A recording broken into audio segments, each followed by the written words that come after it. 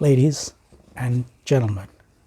Quite often, I was told to go back to Sri Lanka when I mentioned the racism in Australia. I was born in Sri Lanka.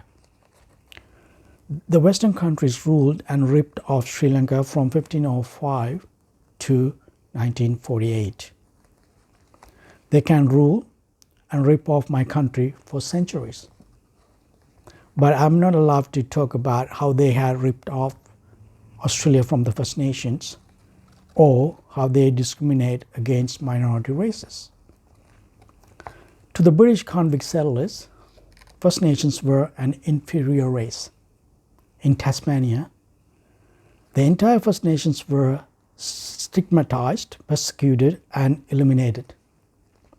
Great Britain eliminated First Nations through systematic genocides to expand its race and justified their actions by the belief of their superiority. The British convicts can eliminate races based on the belief of their superiority, but I am a law-abiding Asian intellectual, but cannot write my mind. Generally, people believe Australia is more civilized. If Australia does not recognize people like me, how can we expect Sri Lanka to recognize knowledgeable people like me? I really do not believe the Australian government would have deleted my citizenship if I was born in Russia or China. I was born in South Asia. Isolating me with the help of other South Asians is quite easy for the Australian government. Lack of knowledge, poverty, and ideology to breed as rabbits, making South Asians by the Australian government's disinformation. South Asians' legacy is breeding like rabbits. The great statement Sir Winston Churchill mentioned quite a number of times. South Asians would fulfill their legacy at any cost, including selling their fellow countrymen. South Asia is known for its constant failures.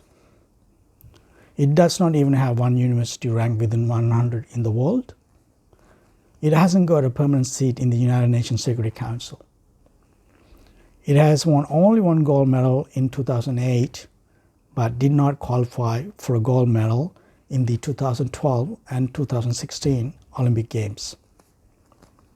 Sadly, it has not hosted an Olympic Games, but it has 2 billion people.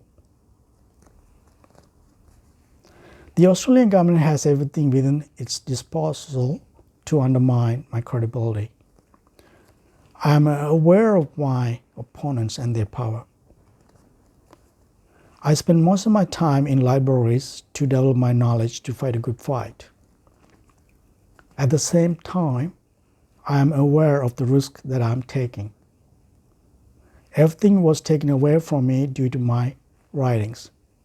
Currently, I cannot even get a job to render property. I was forced to live in shared accommodation. Subsequently, I ended up having coronavirus.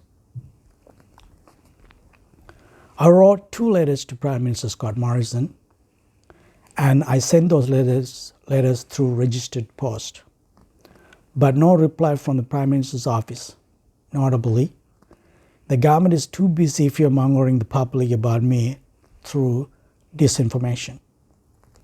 However, nothing will stop me from fighting a good fight.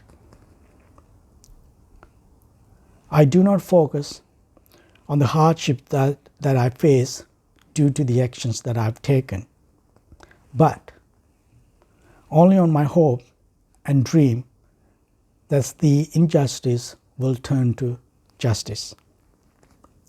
This is my own quote. It gives me the courage and strength to carry on. I'm still smiling. It does not mean that the Australian government treats me well. I'm smiling because I have hope.